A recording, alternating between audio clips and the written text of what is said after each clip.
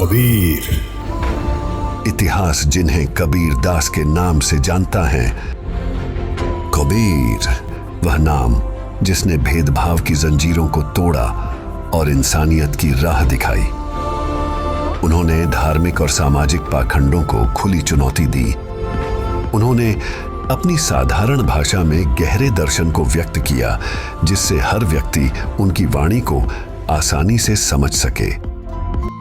सब जन में एक बीज से सबकी मिट्टी एक, मन में दुविधा पड़ गई, हो गए रूप अनेक, हो गए रूप अनेक।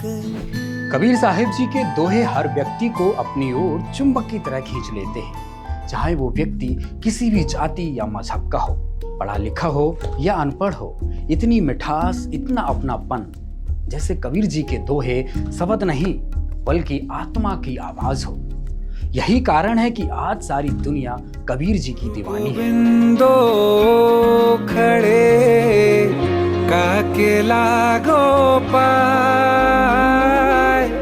बलिहारी गुरु आपने गोविंद दियो बताए कबीरा, गोविंद दियो बताए। कबीर जी के वचनों में एक ऐसी शक्ति है जो न सिर्फ सुनने वालों को मंत्र मुग्ध कर देती है, बल्कि उसे एक नई दिशा भी दिखाती है। उनके दोहे आज भी हमारी जिंदगी का हिस्सा हैं और हमें सत्य की राह पर चलने की प्रेरणा देते हैं।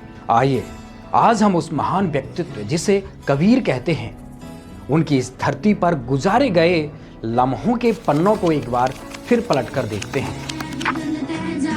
कबीर वैद मुआ, रोगी मुआ, मुआ सब संसार, एक कबीरा नाम हुआ, जे नाही रोवन हार। आज दुनिया भर में चाहे जहां भी देखो, मानव जीवन के प्रेरणा स्रोत बने उन महापुरुष कबीर साहिब के गुणगान करते लोग थकते नहीं हैं। अगर आप मुझसे पूछेंगे पूरी इंडियन हिस्ट्री में अगर मुझे एक व्यक्ति के पैर छूने हो तो मैं कबीर दास को चुनूंगा। दुनिया की महानतम बड़ी से बड़ी यूनिवर्सिटीज आज संत कबीर की वाणी पर रिसर्च कर रही है। The miracle of Kabir Kabir का चमत्कार है कि वह हमें अपने दिल को प्याले की तरह खोलकर दिव्य प्रेम के लिए आमंत्रित करते हैं। यह बहुत ही सुंदर और प्रभावी तरीका है, क्योंकि यह सुखदायक है। वह प्यार जो हमें अपने माता पिता से भी नहीं मिला, तब हम फिर से अपने परम तत्व से जुड़ने लगते हैं। इसलिए मैं रोया। जब मैं यहाँ हूँ तो मैं काफी रो रहा हूँ। मैंने देखा दूसरे लोगों की भी आंखों में आंसू थे। तो आडंबर लोग जो चाहते हैं, आडंबर वाले, वो कबीर को कहते हैं कबीर ने हमारा नाश किया। कबीर ने आडंबरवाद के खिलाफ उठाई, सनातन धर्म के खिलाफ कोई आवाज़ नहीं उठाई। वो ये बात कबीर की तारीफ में कह रहे हैं कि अगर कबीर नाम का व्यक्ति इस कलयुग में नहीं हुआ होता तो वेद, लोक और कलयुग तीनों ने मिलकर भक्ति को रसातल में पहुंचा दिया होता। अगर कलयुग में भक्ति बची है तो कबीर के कारण बची, जो काशी का चुराहा है। कहे कबीरा सुन ले रे बंदे, भटक मरो ना कोए, भटक मरो ना कोए। ऐसे ही लोगों में से एक जिनके जीवन में कबीर साहिब जी भगवान के पर्याय हैं। आइए सुनते हैं विश्व प्रसिद्ध पाकिस्तानी सूफीमय गुलाम फरुद्दीन अयाज अल हुसैनी जी को, जिनके जीवन का आधार ही कबीर जी हैं।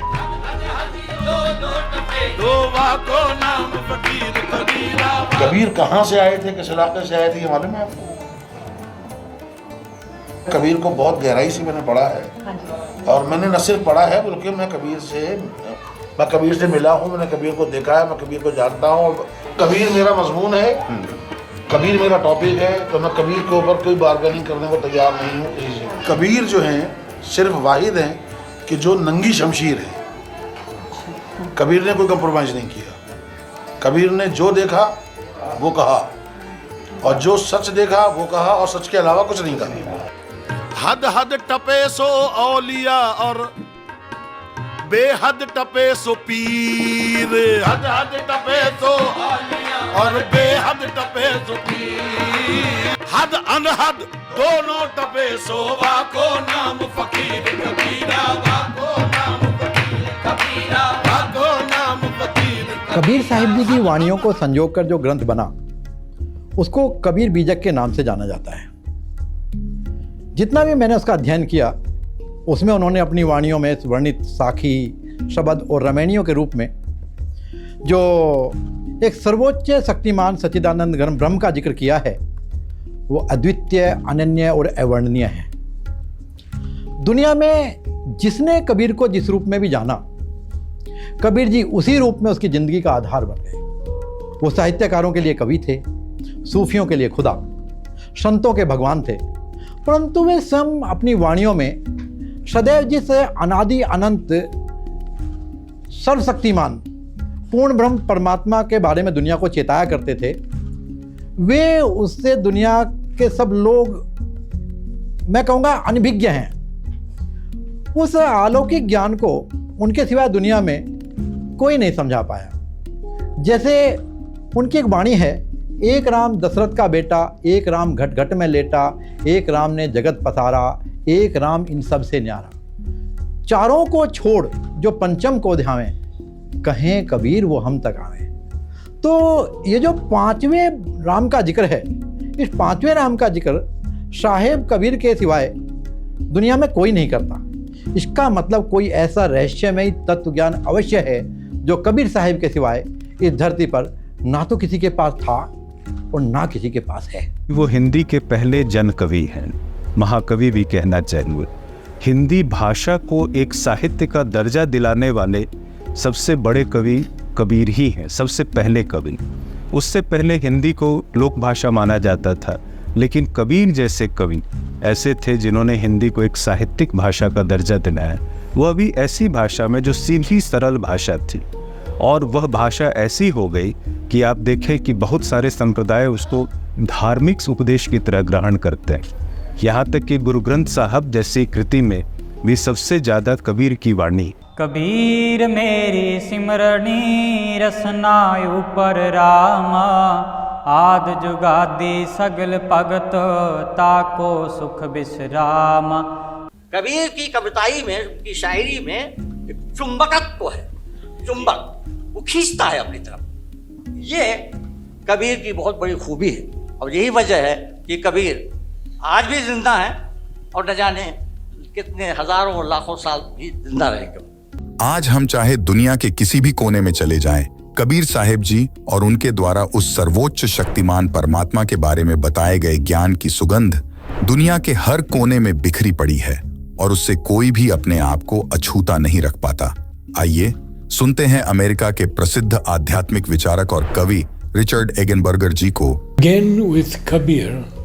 कबीर जी 15वीं सदी के एक बहुत सम्मानित भारतीय रहस्यवादी कवि और संत थे, जिनकी वाणियों ने हिंदू, मुसलमान और सिखों सहित सभी धर्मों के लोगों को प्रेरित किया।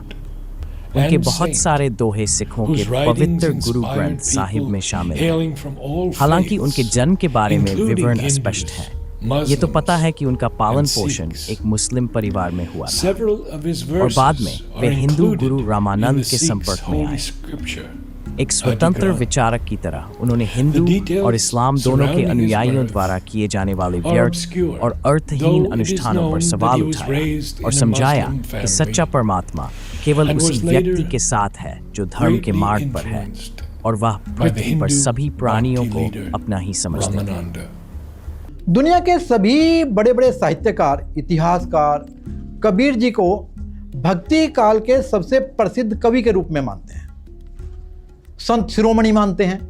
यहाँ तक कि जब कबीर साहिब जी धरती पर आए थे, उस कालखंड को ही भक्ति युग के नाम से जाना जाता है। सभी साहित्यकार उनकी रचनाओं को भी अलौकिक मानते हैं और कबीर जी को सबसे महान मानते हैं। हालांकि उनके नाम का अर्थ ही होता है सर्वश्रेष्ठ, सबसे महान, सबसे सुंदर, सबसे ऊपर, जैसा कोई ना हुआ न होगा। सबसे बड़ी अहमियत तो मैं यह देखूंगा जो उस पूरे भक्ति आंदोलन की अहमियत है कि उन्होंने संन्यास पंथ का विरोध किया। उन्होंने कहा कि आप अपना काम करते हुए भी ईश्वर के नज़दीक जा सकते हैं।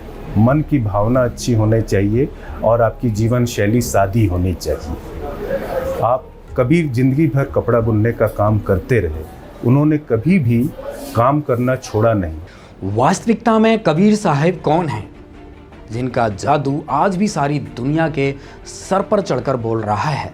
उनके बिना सब अधूरा है। कवियों की कविताएं, संतों के सत्संग, भजन, गायन, हर जगह कबीर जी की जरूरत होती है।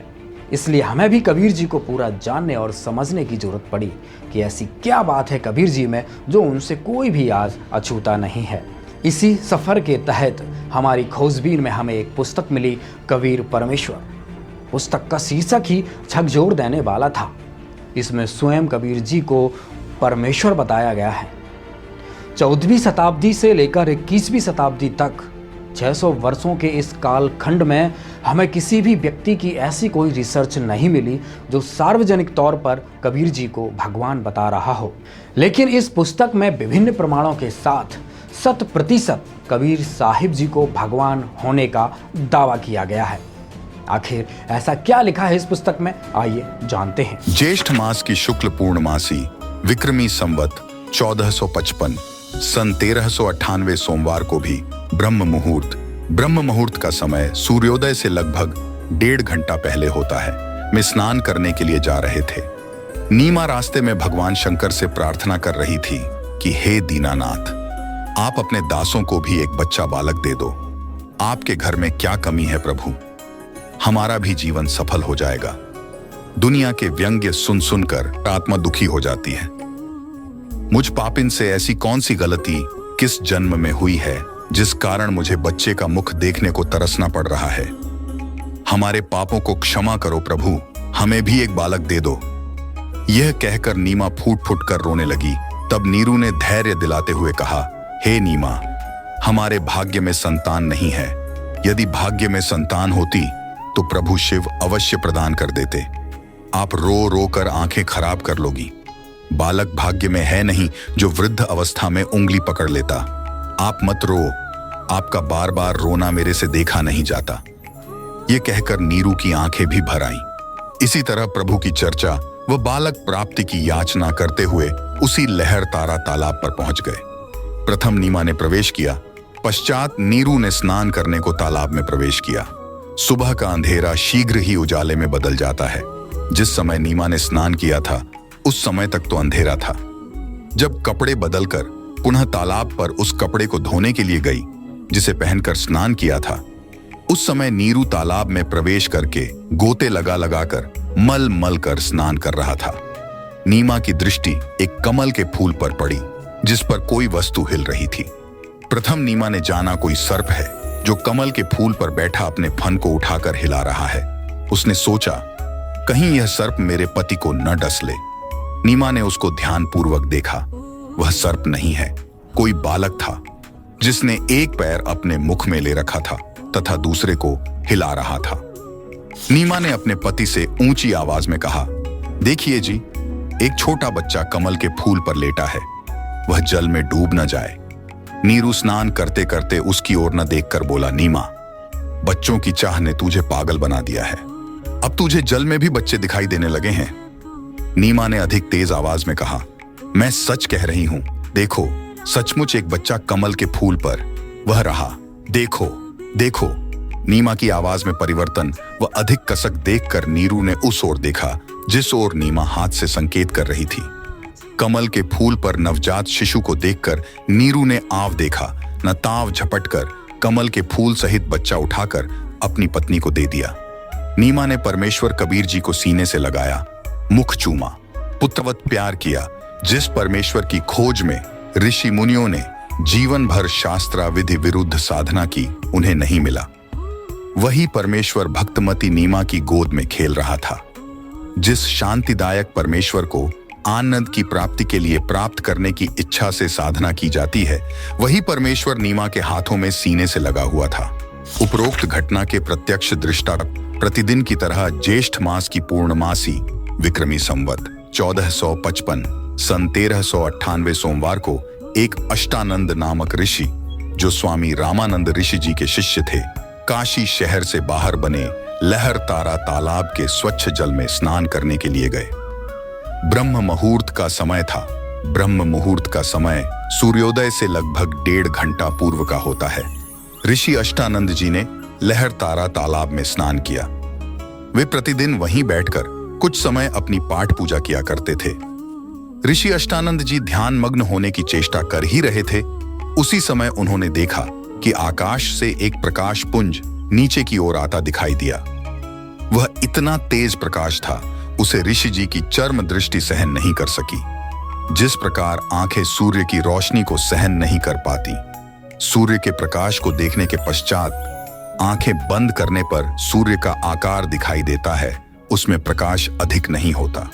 इसी प्रकार प्रथम बार परमेश्वर के प्रकाश को देखने से ऋषि जी की आंखें बंद हो गईं।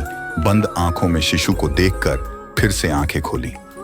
ऋषि अष्टानंद जी ने देखा कि वह प्रकाश लहरतारा तालाब पर उतर गया, जिससे पूरा सरोवर प्रकाशमान हो गया तथा देखते ही देखते वह प्रकाश जलाशय के एक कोने में सिमट गया। ऋषि अष्टानंद जी ने सोचा, यह कैसा दृश्य मैंने देखा? यह मेरी भक्ति की उपलब्धि है या मेरा दृष्टि दोष है? इसके विषय में गुरुदेव स्वामी रामानंद जी से पूछूंगा। यह विचार करके ऋषि अष्टानंद जी अपनी शेष साधना को छोड़कर अपने पूज्य गुरुदेव के पास गए। स्वामी रामानंद जी को सर्व घटनाक्रम बताकर पूछा, हे गुरुदेव, यह मेरी भक्ति की उपलब्धि है या मेरी कोई भ्रमणा है? मैंने प्रकाश आकाश से नीचे की ओर आते देखा, जिसे मेरी आंखें सहन नहीं कर सकी। आंखें बंद हुई तो नवजात शिशु दिखाई दिया। पुनः आंखें खोली तो उस प्रकाश से पूरा जलाशय ही जगमगा गया। पश्चात वह प्रकाश उस तालाब के एक कोने में सिमट गया। मैं आपसे कारण जानने की इच्छा से अपनी साधना बीच में ही छोड़कर आया हूं। कृपया मेरी शंका का समाधान कीजिए। ऋषि रामानंद स्वामी जी ने अपने शिष्य अष्टानंद से कहा, हे ब्राह्मण, यह न तो तेरी भक्ति की उपलब्धि है, न आपका दृष्टि दोष ही है। इस प्रकार की घटनाएं उस समय होती हैं जिस समय ऊपर के लोकों से कोई देव पृथ्वी पर अवतार धारण करने के लिए आते हैं। वह किसी स्त्री के गर्भ में निवास करता है, फिर बालक रूप धारण करके नर लीला करके अपना अपेक्षित कार्य पूर्ण करता है। कोई देव ऊपर के लोकों से आया है, वह काशी नगर में किसी के घर जन्म लेकर अपना प्रारब्ध पूरा करेगा। उपरोक्त वचनों द्वारा ऋषि रामानंद स्वामी जी ने अपने शिष्य अष्टानंद की शंका का समाधान किया। पहले तो हमें लगा किसी और कबीर की बात हो रही होगी, लेकिन जैसा कि अभी आपने पढ़ा उससे मालूम हुआ कि यह सब तो आज से लगभग 600 वर्ष पहले आए काशी वाले कबीर जी के बारे में ही लिखा है, जिनको लोग आज तक कवि, संत, जुलाहा आदि आदि उपनामों से जानते आए हैं। और उसी आधार पर दुनिया के लाखों लोगों ने भी कबीर जी पर रिसर्च किया, अपने अपने अनुभवों से किताबें लिखी, लेकिन स्पष्ट रूप से कबीर साहिब के स्वयं भगवान होने का ऐसा कोई साक्ष्य प्रस्तुत नहीं कर सके जिस पर हम पूर्ण रूप से विश्वास कर सकें। दरअसल इस पुस्तक में कबीर साहिब जी के बारे में जितना भी कुछ लिखा गया है वह मुझे भी आश्चर्यचकित करता है। मैं सोच रहा था कि इस पुस्तक के रचनाकार को कबीर साहिब का पूरा ज्ञान हुआ कैसे, क्योंकि जहां तक मैंने कबीर जी को अध्ययन किया है तो उनके रहस्य को कबीर ही जानते हैं, दूसरा उनका पूर्ण भेद नहीं जानता। कबीर पोथी पढ़ जग मुआ, पंडित भया न कोय, 2.5 अक्षर प्रेम के, पढ़े सुपंडित होए। तो कबीर की नॉलेज आपको यूनिवर्सिटी से नहीं मिल सकती। कबीर की नॉलेज, कबीर की जानकारी आपको यूनिवर्सिटी से, स्कॉलर्स से, प्रोफेसर से नहीं मिल सकती। कबीर के लिए आपको कबीर के पास ही जाना पड़ेगा। इस पुस्तक ने हमारे सोचने और समझने की दिशा ही बदल दी, जिससे हमारे सफरनामे में एक नया मोड़ आ गया। इस पुस्तक में दिए गए प्रमाणों की प्रासंगिकता को परखने के लिए हमने उत्तर प्रदेश स्थित शहर काशी यानी वाराणसी जाने का निर्णय लिया और हमारी टीम काशी के लिए निकल पड़ी। कबीर को समझना यानी कि भगवान को समझने जैसा है। जहां तक हमारा मानना था कि कबीर को पूरा जानने वाला कबीर ही हो सकता है। शीशु तारे भूई धरे, तापर राखे पाँव, दास कबीरा यूं कहे, कबीर परमेश्वर पुस्तक में दिए गए प्रमाणों की सत्यता को जांचने के लिए काशी पहुंचकर सबसे पहले हम उस स्थान पर पहुंचे जहां कबीर साहिब जी प्रकट हुए थे। ये वही लहर तारा तालाब है जहां कबीर साहिब सन 1398 में कमल के फूल पर नीरू और नीमा को मिले थे। ये जो स्थान आप देख रहे हैं ये लहर तारा तालाब का किनारा है, जैसा कि आपको वहाँ पे तालाब में दिखाया था कबीर जी का वहाँ प्रकट हुआ था, और इस किनारे से होते हुए नीरू नीमा कबीर जी को उठाकर लाए थे। और ये हम आपको ले चल रहे हैं जो कबीर साहब के उस समय के प्राचीन मंदिर है जो वीर सिंह बघेल ने बनवाया था। ये जो आप सामने देख रहे हैं ये वीर सिंह बघेल के द्वारा उस समय बनवाया गया था, जहाँ से कबीर साहब जी को नीरू नीमा और ने तालाब से उठा के यहाँ पे कुछ देर रोका था। यहाँ पर ये बोर्ड लिखा हुआ है, इस पे सब कुछ लिखा हुआ है। श्री सदगुरु कबीर प्राकट्य स्थल, यह वही स्थल है जहाँ पर सदगुरु कबीर साहब जेठ पूर्णिमा विक्रम संवत 1455 सन 1398 में उतरे थे। इसी स्थल से नीरू नीमा इन्हें उठाकर नीरू टीला, नरहरपुरा अब कबीर चौरा, काशी ले गए थे।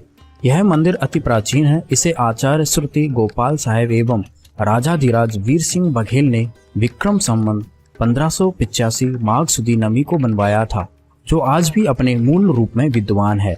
इस स्थल का उल्लेख देश विदेश के अनेक विद्वानों ने किया है। इसके उत्तर में कुछ दूरी पर कबीर स्तंभ है, जहाँ पर नीरू नीमा ने विश्राम किया था। उस स्थल का निर्माण उत्तर प्रदेश शासन द्वारा कराया गया है। तो यहाँ पर कबीर साहब का प्राकट्य स्थल है और यहीं पर वो आकर उनके माता पिता लाकर यहीं रहते थे।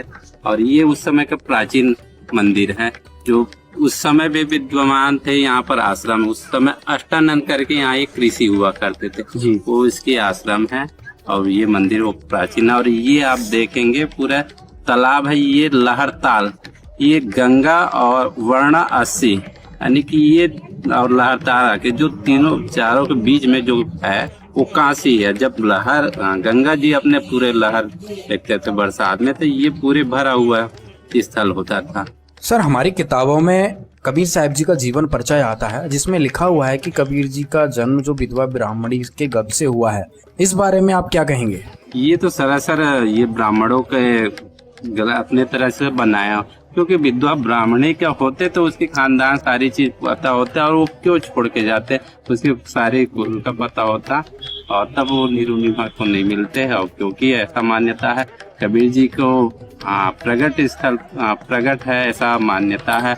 और उनकी लास्ट में भी वही स्थिति है कि कमल के फूल में मिले, और लास्ट में भी कमल हो गया, जो उनकी डेड बॉडी नहीं मिला जब काशी छोड़कर उन्होंने मगहर अपना, ऐसा मान्यता था कि मगहर में मरने से गधा होते हैं और काशी में मरने से मुक्ति होते हैं। तो कबीर जी ने उन्होंने इस भ्रम को तोड़ने के लिए काशी छोड़कर मगहर गया और उन्होंने अपने शरीर वहीं छोड़े, तो वहाँ भी उनकी डेड बॉडी नहीं मिली, उसकी जगह भी फूल मिले।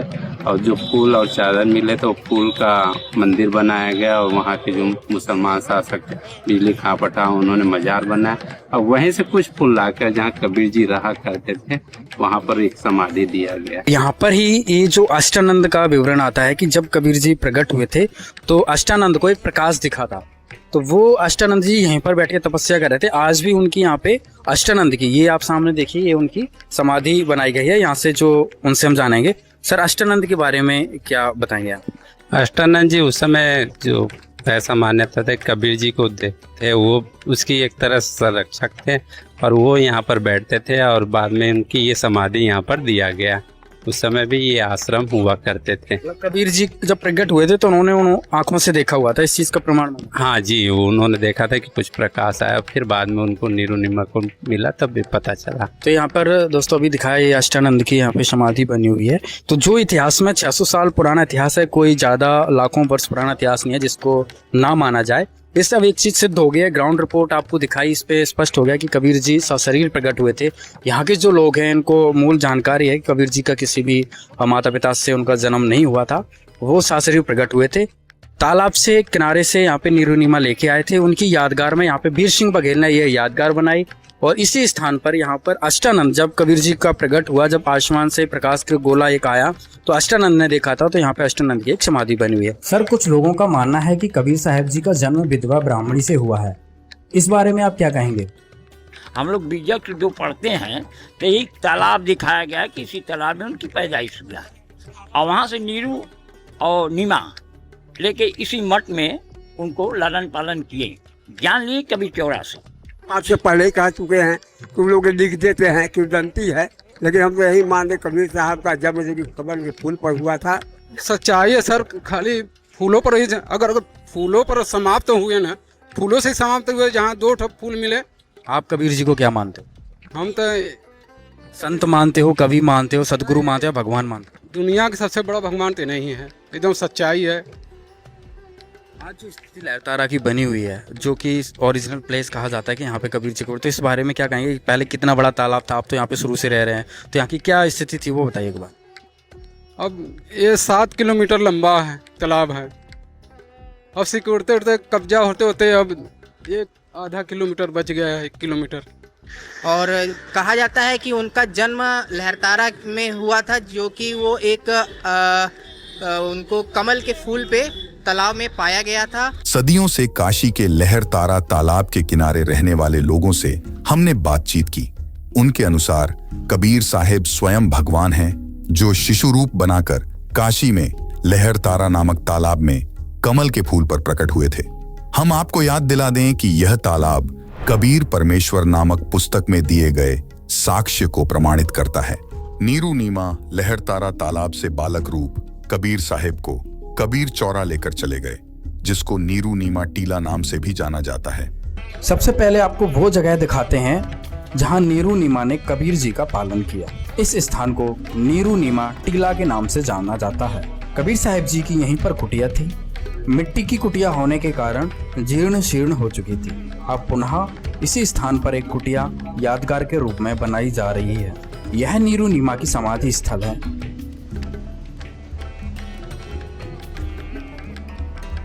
ये कबीर साहिब जी का 600 साल पुराना कुआं है। इसमें अभी भी मीठा जल है। आने जाने वाले लोग यहाँ पर इस कुएं के पानी से अपनी प्यास बुझाते हैं। ये इतिहास की वो यादें हैं जिनको कभी मिटाया या भुलाया नहीं जा सकता। वो सत्पुरुष थे, महापुरुष थे, और ऐसा महापुरुष थे जो कि लोगों को एक श्रद्धांजलि का काम करते थे कि कबीर जी को हमारे तो भगवान है ही, क्योंकि वो तो एक अच्छे पथप्रदर्शक है, तो मेरे लिए तो भगवान ही। कबीर साहिब जी के अप्रमाणित जन्म की झूठी अवधारणा और कमल के फूल पर प्राकट्य की सत घटना, ये सदा से उलझी इस गुत्थी को सुलझाने की यात्रा में आंखों देखे प्रमाणों की सच्चाई को आधार मानकर इस निष्कर्ष पर पहुंचे कि कबीर साहिब के स्वयं भगवान होने की बात को नकारा नहीं जा सकता। क्योंकि अभी तक के सफरनामे में मिले प्रमाणों से हमने पाया कि कबीर साहिब जी का जन्म नहीं हुआ था, वे कमल के फूल पर प्रकट हुए थे। इस अद्भुत घटना के साक्ष्य हमें मिल चुके हैं, जो हमें उनके दिव्य बालक रूप में प्रकट होने की लीला की पुष्टि करते हैं। इन पुख्ता प्रमाणों को और मजबूत करने के लिए हमने कबीर सागर का भी अध्ययन किया। इस अध्ययन में हमने यह जानने का प्रयास किया कि क्या कबीर साहिब जी ने अपनी रचनाओं में अपने जन्म को लेकर कुछ बताया है। कबीर सागर में हमें जो प्रमाण मिला, उससे हमारी खुशी का ठिकाना नहीं रहा कि जो प्रमाण हमने अब तक जुटाए थे वे वाकई सत्य हैं, क्योंकि हमें कबीर जी के मुखकमल से बोले गए वचनों में इन प्रमाणों की मजबूती का नया स्तंभ मिल गया। आइए आपको भी दिखाते हैं। कबीर सागर अगम निगम बोध पृष्ठ 41। ना मेरा जन्म ना गर्भ बसेरा, बालक हो दिखलाया, काशी नगर जल कमल पर डेरा, ता दुलाए न पाया। मात पिता मेरे कुछ नाही, ना मेरे घर दासी, जुल्हे का सुत आन कहाया, जगत करे मेरी आसी। 5 तत्व का दड़ नहीं मेरे, मैं जानू ज्ञान अपारा, सतस्वरूपी नाम साहिब का ओहे नाम हमारा। अदर दीप गगन गुफा में तानिज वस्तु सारा, तेरा ज्योत स्वरूपी अलख निरंजन दरता ध्यान हमारा। हाड चाम लहू ना मेरे, कोई जाने सतनाम उपासी, तारण तरण अभय पद दाता, मैं हूँ कबीर अविनाशी। कबीर सागर से प्राप्त प्रमाण इस बात की पुष्टि पूर्णतः करते हैं कि कबीर साहिब की दिव्यता और उनके उपदेशों की गहराई वास्तविक है। यह ग्रंथ हमें उनके जीवन और शिक्षाओं की सटीक जानकारी देता है, जिससे उनके भक्तों को विश्वास की मजबूती मिलती है और उनके भगवान होने के दावे को भी और भी पुख्ता आधार मिलता है।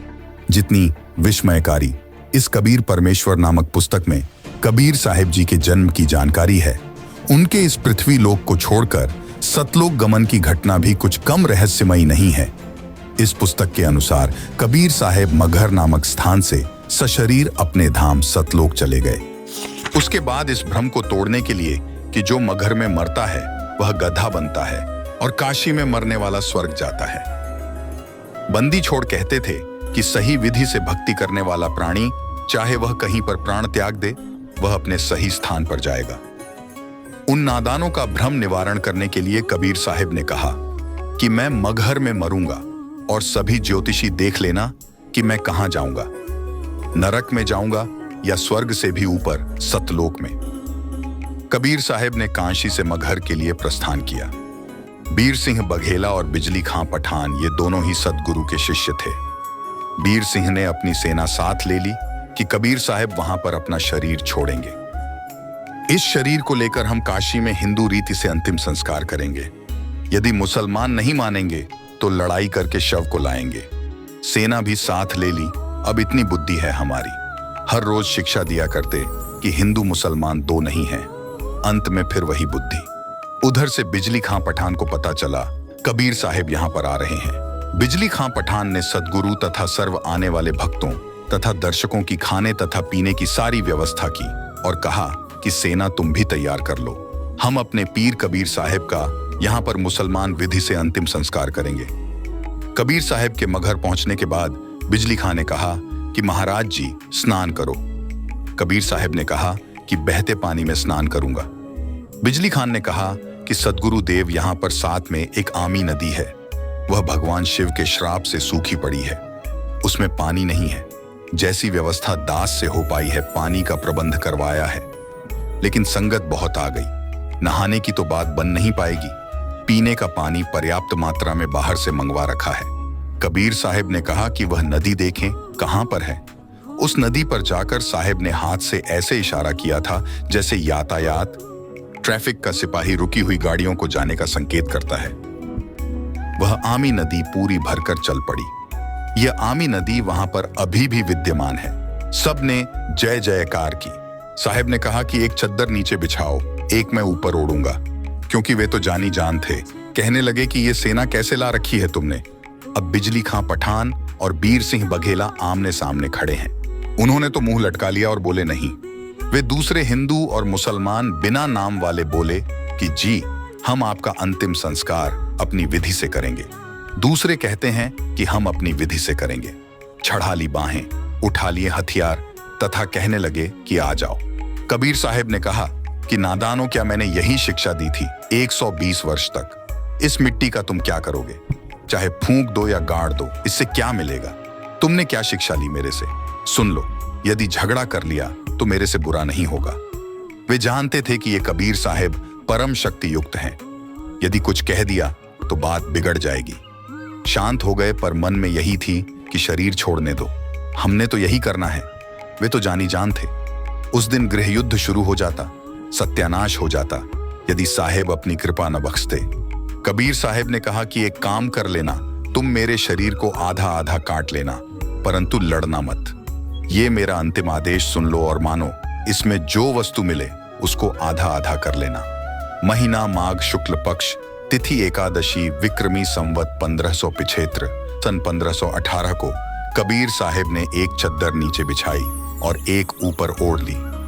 कुछ फूल कबीर साहिब के नीचे वाली चद्दर पर 2 इंच मोटाई में बिछा दिए। थोड़ी सी देर में आकाशवाणी हुई कि मैं तो जा रहा हूं सतलोक में, स्वर्ग से भी ऊपर। देख लो चद्दर उठाकर, इसमें कोई शव नहीं है। जो वस्तु है वे आधी आधी ले लेना, परंतु लड़ना नहीं। जब चद्दर उठाई तो सुगंधित फूलों का ढेर शव के समान ऊंचा मिला। बोलो सतगुरु देव की जय। बीर देव सिंह बघेल और बिजली खां पठान एक दूसरे के सीने से लगकर ऐसे रोने लगे जैसे कि बच्चों की मां मर जाती है। फिर तो वहां पर रोना धोना मच गया। हिंदू और मुसलमानों का प्यार सदा के लिए अटूट बन गया। एक दूसरे को सीने से लगाकर हिंदू और मुसलमान रो रहे थे। कहने लगे कि हम समझे नहीं, ये तो वास्तव में अल्लाह आए हुए थे और ऊपर आकाश में प्रकाश का गोला जा रहा था। बोलो सदगुरु देव की जय सत साहेब। तो वहां मगहर में दोनों धर्मों, हिंदुओं तथा मुसलमानों ने एक एक छद्दर तथा आधे आधे सुगंधित फूल लेकर 100 फुट के अंतर पर एक एक यादगार भिन्न भिन्न बनाई, जो आज भी विद्यमान है, तथा कुछ फूल लाकर काशी में, जहां कबीर साहेब एक चबूतरे चौरा पर बैठकर सत्संग किया करते, वहां काशी चौरा नाम से यादगार बनाई। अब वहां पर बहुत बड़ा आश्रम बना हुआ है। मगहर में दोनों यादगारों के बीच में एक साझा द्वार भी है। आपस में कोई भेदभाव नहीं है। हिंदू और मुसलमान ऐसे रहते हैं कि जैसे सगे भाई रहा करते हैं। उनसे हमने बात की थी तो उन्होंने कहा कि हमारी आज तक धर्म के नाम पर कोई लड़ाई नहीं हुई। वैसे कहा सुनी तो घर के घर में हो जाती है, फिर भी हमारी आपस में धर्म के नाम पर लड़ाई नहीं होती है। बिजली खां पठान ने दोनों यादगारों के नाम 500 बीघा जमीन दी, जिसमें हिंदू तथा मुसलमान अपने प्रबंधक कमेटी बनाकर व्यवस्थित किए हैं। कबीर परमेश्वर नामक पुस्तक में दी गई कबीर साहिब के सशरीर सतलोक जाने की जानकारी के साक्ष्य को प्रमाणित करने के लिए हमारी टीम पुनः उत्तर प्रदेश के संत कबीर नगर जिले में स्थित मगहर नामक स्थान के लिए निकल पड़ी। आइए रूबरू होते हैं मगहर स्थित उस स्थान से जहां अंत समय में कबीर जी का शरीर नहीं मिला था।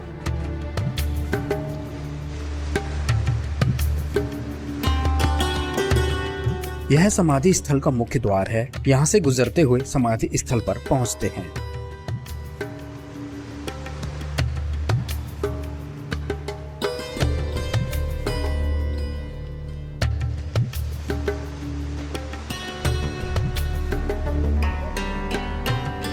अभी आप देख रहे हैं कबीर समाधि व मजार स्थल। यही वो जगह है जहां से कबीर साहब जी सशरीर सतलोक चले गए थे। उनके शरीर के स्थान पर कुछ फूल मिले थे, जिन्हें मुस्लिम राजा बिजली खान पठान और काशी नरेश वीर सिंह बघेल ने आधे आधे बांटकर राजा बिजली खान पठान ने मजार बनवा दी थी और वीर सिंह बघेल ने मंदिर। ये आप देख रहे हैं मस्जिद, जो कि मुस्लिम राजा ने आधे फूल लेकर कबीर साहब जी की यादगार बनवाई थी। यह कबीर जी की मजार है। इसकी देखरेख यहाँ एक मुस्लिम परिवार पीढ़ियां दर पीढ़ियां करता आ रहा है। अब चलते हैं मंदिर की तरफ। ये आप सामने देख रहे हैं, ये हिंदू राजा के द्वारा बनाई गई कबीर साहब की समाधि है। कबीर साहब जी की यहीं पर कुटिया थी। इसी कुटिया के बाहर हिंदू मुस्लिम हजारों की संख्या में खड़े थे।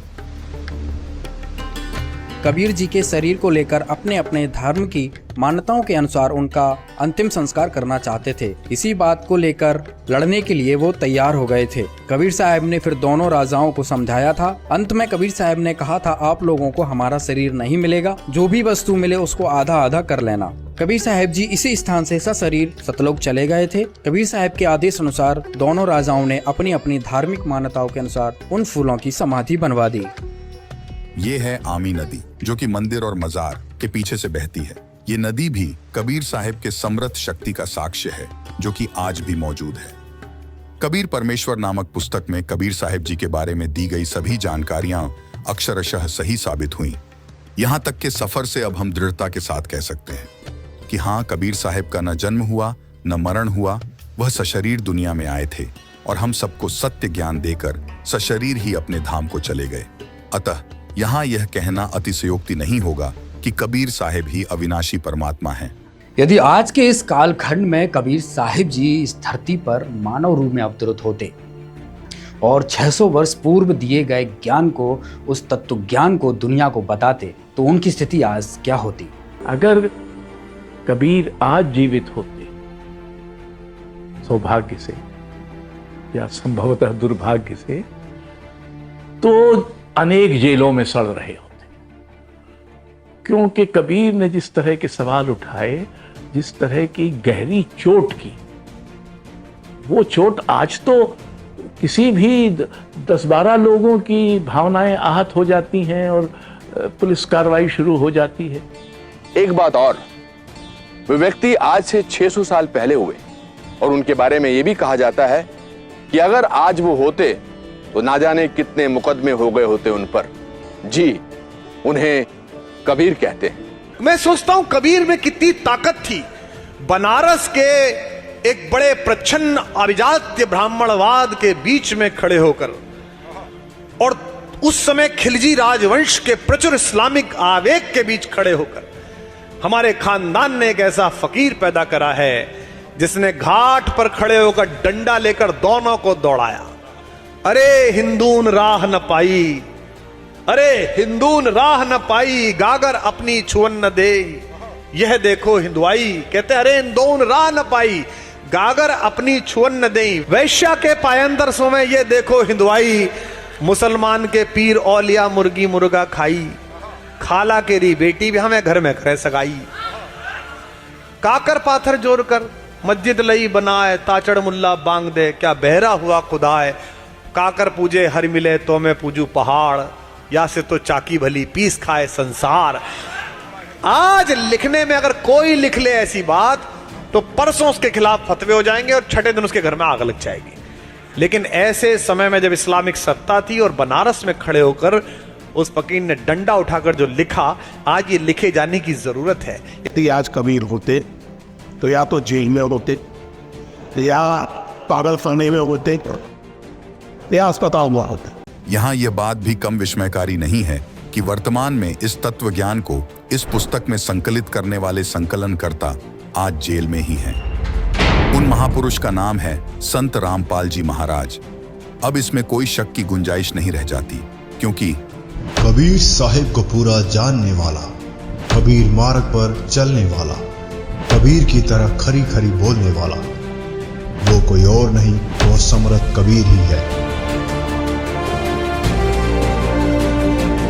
आज संत रामपाल जी महाराज को करोड़ों लोग कबीर साहिब के अवतार के रूप में पूज रहे हैं। वह उसी तत्व ज्ञान को लेकर धरती पर पुनः आए हुए हैं जो उन्होंने आज से 600 वर्ष पूर्व स्वयं कबीर साहिब के रूप में आकर दुनिया को दिया था। अब वही कहानी फिर दोहराई जा रही है और वही जुर्म भी फिर दोहराए जा रहे हैं। दर्शकों, यहाँ एक बात और स्पष्ट करना चाहेंगे। हमारे इस सफरनामे में अजीत सिंह पवार जी ने भी हिस्सा लिया। उनके एक वक्तव्य पर एक रहस्य से और पर्दा हटाते हैं। कोई ऐसा रहस्यमयी तत्व ज्ञान अवश्य है जो कबीर साहिब के सिवाय इस धरती पर ना तो किसी के पास था और ना किसी के पास है। श्रीमान अजीत सिंह पवार जी, आप अभी अंधेरे में हैं। जिस रहस्य को आप कह रहे हैं कि 5वें राम का ज्ञान कबीर जी के अतिरिक्त विश्व में न किसी को था और न है, श्रीमान जी जो रहस्य परमेश्वर कबीर जी ने बताया है वह पूर्ण रूप से संत रामपाल जी के पास है। उनकी शिक्षा का अंतिम पड़ाव 5वां राम है, जिसका वर्णन गीता अध्याय 8 श्लोक 3 में, गीता अध्याय 15 श्लोक 17 में, गीता अध्याय 18 श्लोक 62 में है। गीता ज्ञानदाता ने कहा है कि सबका धारण पोषण करने वाला जो परमात्मा कहा जाता है, जो वास्तव में अविनाशी है, वही पुरुषोत्तम है।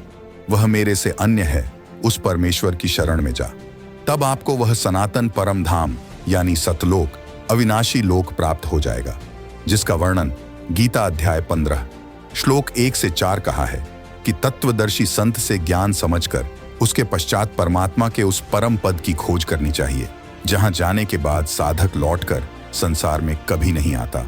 उसी की भक्ति करो। वह परमात्मा कौन है, ये संत रामपाल जी ने बताया है।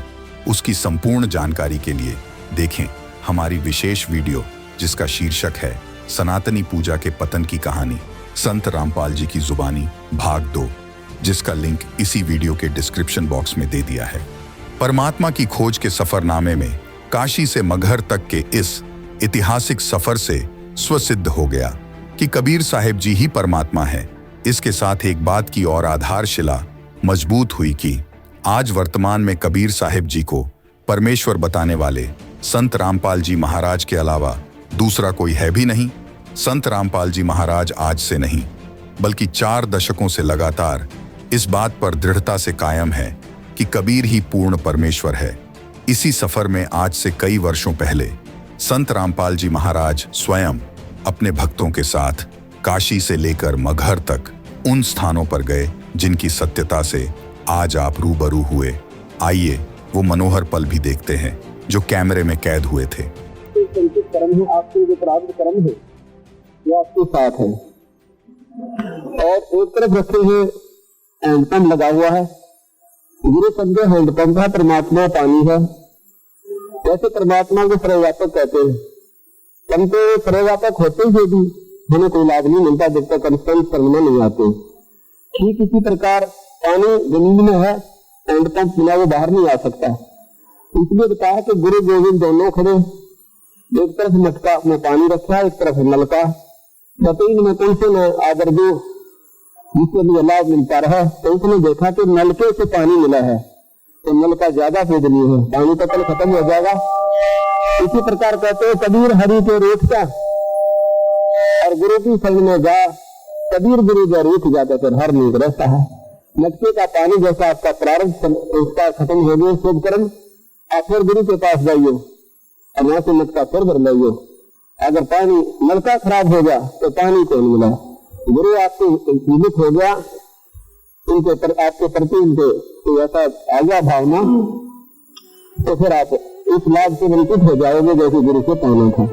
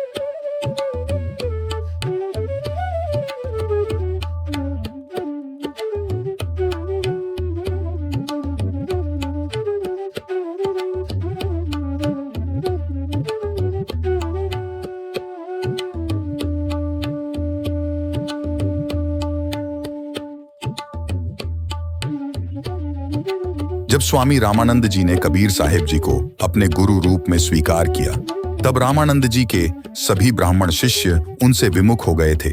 केवल अष्टानंद जी ही उनके साथ रह गए थे। इसी कारण से इस स्थान पर केवल 3 मूर्तियां स्वामी रामानंद जी, अष्टानंद जी और कबीर साहिब की यादगार के रूप में विद्यमान हैं। ये वो स्थान है गंगा का किनारा जहाँ पर पूज्य स्वामी रामानंद जी महाराज स्नान के लिए यहाँ पर ब्रह्म मुहूर्त में आया करते थे। एक दिन बंदी छोड़ कबीर साहब यहाँ पर छोटे से बच्चे का रूप बनाकर 2-2.5 वर्ष के बच्चे का, और यहाँ पर पौड़ियां विद्यमान थी जहाँ पर ये बना रखे हैं, ये घास था यहाँ पर।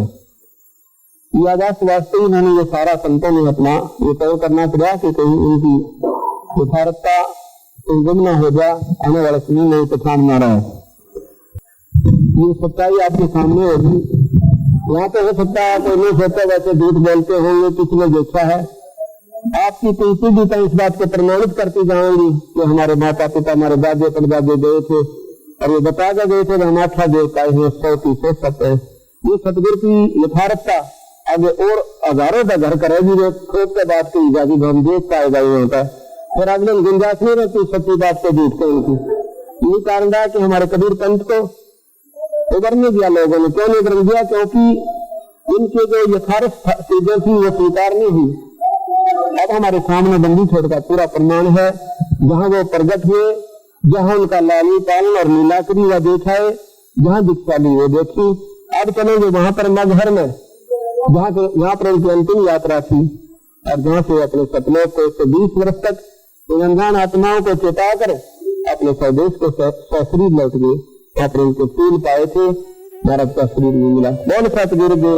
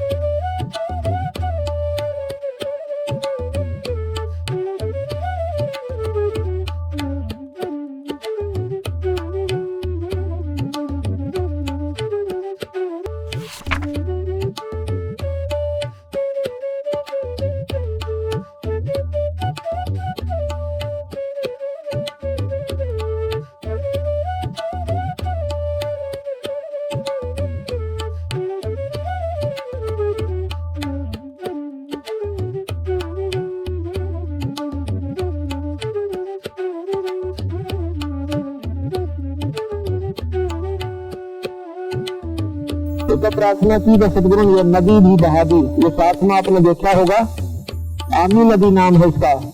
ये पूर्ण रूप से 15 मिनट के अंदर ऐसे भड़का आ गई जैसे कि बाढ़ का पानी आ गया। तो बहुत सुंदर पानी, पूर्ण परमात्मा बंदीश्वर भगवान कबीर साहब है। आप नगर में जो देख रहे हो, इसके बाद महाराज ने शरीर छोड़ना चाहा और उनके झगड़े को देख करके सतगुरु ने कहा कि भाई लड़ियो मत ना, इसमें कुछ नहीं पाया, ये एक चादर नीचे बिछाऊंगा एक ऊपर, बीच में जो वस्तु में लगा दिया कर देना, मेरा शरीर नहीं होगा। और इस समय कौन सोचा इस बातों को कि परमात्मा थे।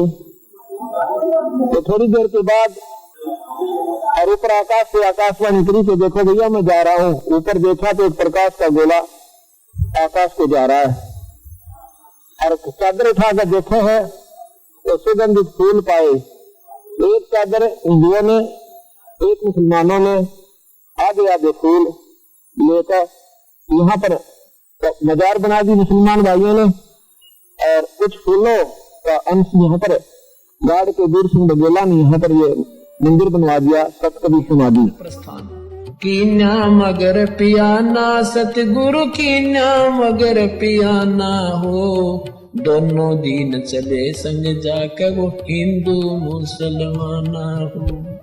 मुक्ति खेत को छाड़ चले हैं तज काशी अस्थाना हो, मुक्ति खेत को छोड़ चले हैं तज काशी अस्थाना हो। सिकंदर कदम लेते हैं, सिकंदर कदम लेते हैं बादशाही सुल्ताना हो।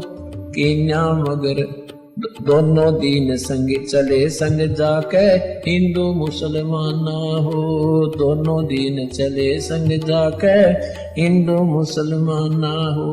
कीना मगर पियाना सतगुरु कीना मगर पियाना सतगुरु कीना मगर पियाना हो, दोनों दीन चले संग जाके हिंदू मुसलमाना हो, दोनों दीन चले संग जाके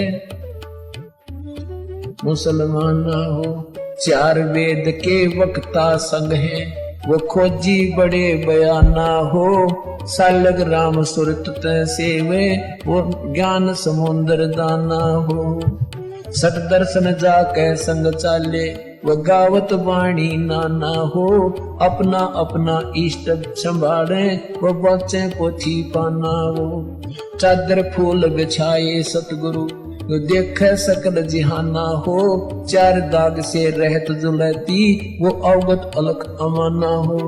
वीर सिंह बघेला करे बीनती वो बिजली खान पठाना हो, दो चादर बख्शीश करी है दीना यो परवाना हो। नूर नूर नूर निर्गुण पद मेला ये देख बहे हैराना हो, पद लो नीन बहे अविनाशी पाए न पाए पिंड न प्राना हो। शब्द स्वरूप साहेब साहेब सर्वंगी शब्द शब्द समाना हो, दास गरीब कबीर अरस में उसकी फर्क धवज निशाना हो। बंदी छोड़का वो एक प्रमाणित स्थान है कि जहाँ पर दोनों धर्म बड़े प्रेम के साथ आदर के साथ रहते हैं और आपस में सदगुरु के प्रति उनका कोई दुर्भाव नहीं है, उनको सच मानते हैं। जो बातें हमने आपको बताई बोल सतगुरुदेव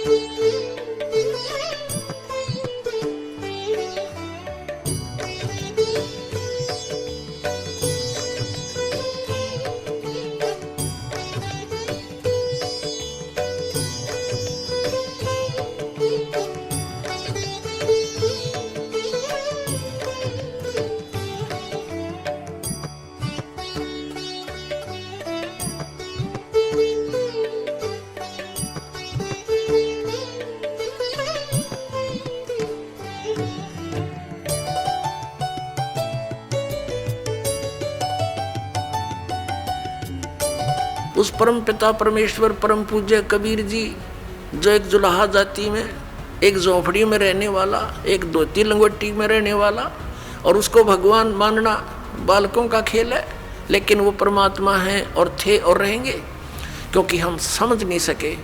अब उसको कोई परमात्मा मान सकता है? जब दास ने प्रारंभ में कहना शुरू किया तो लोग मजाक किया करते थे कि देख यो भी दानक हो गया। अरे भले हुए कहती हम तो लेट हो गए, दानक होने में हमने तो पहले होना चाहिए था, जब पता लग जाता था। कहने का भाव ये था कि दानक का अर्थ है कबीर पंथी। उस कबीर पंथ परमात्मा परमेश्वर के द्वारा दिए हुए वे ऑफ वर्शिप पे, उस रास्ते पर चलने वाले तो हमने पहले बन जाना चाहिए था।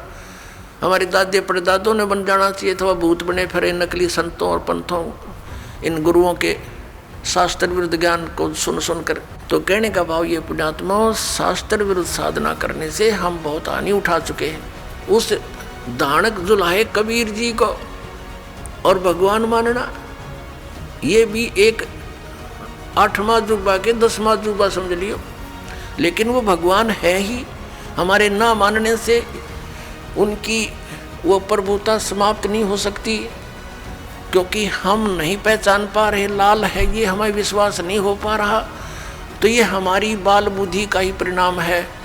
लाल तो इतनी ही कीमत रखता है, वो लाल है, वो पूर्ण परमात्मा है, और वहाँ लीला करने के लिए सह शरीर आए थे, सह शरीर चले गए थे, और पूरा ज्ञान उन्होंने हमें बताया आकर के, जो दास आपको बता रहा। आज के सफरनामे में हमने उस सच्चाई को उजागर की जो अब तक लोगों के बीच अधूरी थी। कबीर जी के नाम पर विश्व प्रसिद्धि प्राप्त करने वाले बुद्धिजीवियों ने गोलमोल बातों से दुनिया को भ्रमित किया, पूर्ण सत्य की ओर नहीं ले जा पाए। किंतु आज आपको यह समझ में आ गया होगा कि कबीर साहब वास्तव में कौन हैं, जिनका नाम लेने से रोम रोम पुलकित हो उठता है, आत्मा प्रफुल्लित हो उठती है। और ऐसा हो भी क्यों ना, ये भी राज अब समझ आया कि आखिर क्यों कबीर साहब की वाणियाँ हर किसी को अपनी ओर आकर्षित कर लेती हैं। क्योंकि कबीर साहब ही सभी प्राणियों के जनक हैं, परम पिता हैं, सभी की आत्मा को उत्पन्न करने वाले परमात्मा हैं। कबीर साहब की पूर्ण पहचान का सफरनामा हमारा संपूर्ण हुआ।